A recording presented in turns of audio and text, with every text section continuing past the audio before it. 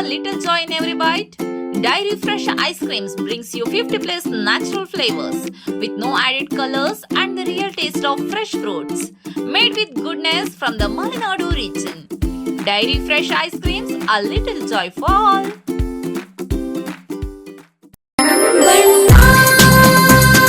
Surfa Coats. Surfa Coats.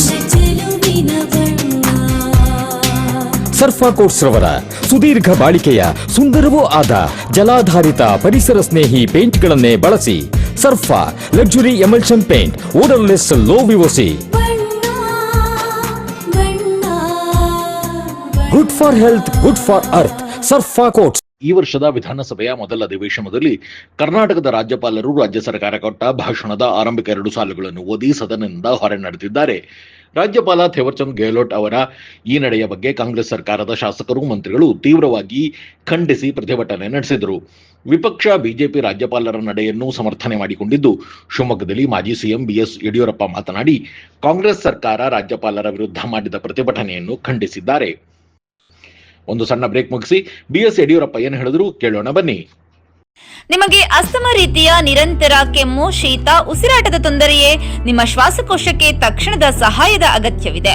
ನಿಮ್ಮ ಶ್ವಾಸಕೋಶದ ಸಂಪೂರ್ಣ ಪರೀಕ್ಷೆಗಾಗಿ ನಂಜಪ್ಪ ಲೈಫ್ ಕೇರ್ ನಿಮಗಾಗಿ ತಂದಿದೆ ಬೇಸಿಕ್ ಹಾಗೂ ಪ್ರೀಮಿಯಂ ಪ್ಯಾಕೇಜ್ಗಳು. ಬೇಸಿಕ್ ಪ್ಯಾಕೇಜ್ ಕೇವಲ 1,550 ರೂಪಾಯಿಗಳು ಮಾತ್ರ. ಪ್ರೀಮಿಯಂ ಪ್ಯಾಕೇಜ್ ಕೇವಲ 2,850 ರೂಪಾಯಿಗಳು ಮಾತ್ರ. ನಿಮ್ಮ ಶ್ವಾಸಕೋಶದ ಆರೈಕೆಗಾಗಿ ತಕ್ಷಣ ಸಂಪರ್ಕಿಸಿ ನಂಜಪ್ಪ ಲೈಫ್ ಕೇರ್, ಗಾಡಿಕೊಪ್ಪ, ಸಾಗರ ರಸ್ತೆ, ಶಿವಮೊಗ್ಗ. ನಮ್ಮ ದೂರವಾಣಿ ಸಂಖ್ಯೆ 0818226730. ಇಸ್ಕಾನ್ ಶಿವಮೊಗ್ಗ ವತಿಯಿಂದ ಶ್ರೀ ಕೃಷ್ಣ ಬಲರಾಮರ ರಥಯಾತ್ರೆ ಮಹೋತ್ಸವ ಇದೇ ಜನವರಿ 24, 2026 ಮಧ್ಯಾಹ್ನ 3 ಗಂಟೆಗೆ ರಾಮಣ್ಣ ಶೆಟ್ಟಿ ಪಾರ್ಕ್ ಆವರಣದಿಂದ ಉತ್ತರ ಪ್ರದೇಶ ಮಥುರಾದ ಇಸ್ಕಾನ್ ಗೋವರ್ಧನ ಅಧ್ಯಕ್ಷರಾದ ಪರಮಪೂಜ್ಯ ಅಸಿತ ಕೃಷ್ಣಸ್ವಾಮಿಯವರು ರಥಯಾತ್ರೆಗೆ ಚಾಲನೆ ನೀಡಲಿದ್ದಾರೆ. ರಥಯಾತ್ರೆಯು ಮಧ್ಯಾಹ್ನ 3:30ಕ್ಕೆ ಶಿವಮೊಗ್ಗ ನಗರದ ರಾಮಣ್ಣ ಶೆಟ್ಟಿ ಪಾರ್ಕ್, ಗಾಂಧಿ ಬಜಾರ್, ಶಿವಪ್ಪ ನಾಯಕ ವೃತ್ತ, ನೆಹರು ರಸ್ತೆ, ಗೋಪಿ ವೃತ್ತ, ದುರ್ಗಿಗುಡಿ ಮುಖ್ಯ ರಸ್ತೆ, ಜೈಲ್ ಸರ್ಕಲ್, ಕುವೆಂಪು ರಸ್ತೆ, ಶಿವಮೂರ್ತಿ ಸರ್ಕಲ್, ಮಹಾವೀರ ವೃತ್ತ ಮೂಲಕ ಎನ್ಇಎಸ್ ಮೈದಾನ ತಲುಪಲಿದೆ. ಸಂಜೆ 6:30ಕ್ಕೆ ಎನ್ಇಎಸ್ ಮೈದಾನದಲ್ಲಿ ಸಮಾರೋಪ ಸಮಾರಂಭ ಜರುಗಲಿದ್ದು, ಸಮಾರಂಭದಲ್ಲಿ ಹರಿನಾಮ ಸಂಕೀರ್ತನೆ, ಪ್ರವಚನ, ವೈಭವಪೂರಿತ ಸಾಂಸ್ಕೃತಿಕ ಕಾರ್ಯಕ್ರಮಗಳು, ವೈಭವ ಆರತಿ, ನಂತರ ಮಹಾಪ್ರಸಾದ ವಿತರಣೆಯಾಗಲಿದೆ. ತಮ್ಮೆಲ್ಲರಿಗೂ ಕೂಡ ಶ್ರೀ ಕೃಷ್ಣ ಬಲರಾಮ ರಥಯಾತ್ರೆಗೆ ಭಕ್ತಿಪೂರ್ವಕವಾದ ಸ್ವಾಗತ.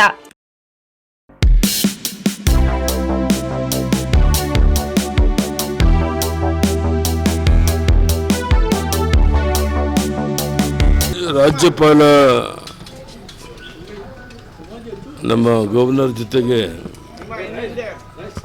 ಕಾಂಗ್ರೆಸ್ ಅವರು ಮಾಡಿರುವಂಥ ವರ್ತನೆ ಅಕ್ಷಮ್ಯ ಅಪರಾಧ. ಅದನ್ನು ಕ್ಷಮಿಸೋಕ್ಕೆ ಸಾಧ್ಯ ಇಲ್ಲ. ಮುಂದೆ ಬರೋ ದಿವಸಗಳಲ್ಲಿ ಸೂಕ್ತ ಕ್ರಮವನ್ನು ಕೈಗೊಳ್ಳಬೇಕಾಗುತ್ತೆ. ಬಹುಶಃ ಈ ಕಾಂಗ್ರೆಸ್ ಸರ್ಕಾರದ ಗೂಂಡಾಗಿರಿ ರಾಜ್ಯದ ಉದ್ದಗಲಕ್ಕೆ ನಡೀತಾ ಇದೆ.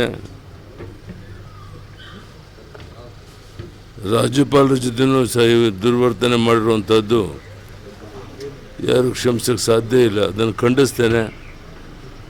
ನಾಳೆ ವಿಧಾನಮಂಡಲ ಒಳಗಡೆ ಅದರ ಬಗ್ಗೆ ಸೂಕ್ತವಾದಂಥ ಚರ್ಚೆಗಳನ್ನು ಮಾಡುತ್ತೆ. ಅರ್ಥ ಇಲ್ಲ ರೀ, ಅದು ಮೀನಿಂಗ್ಲೆಸ್.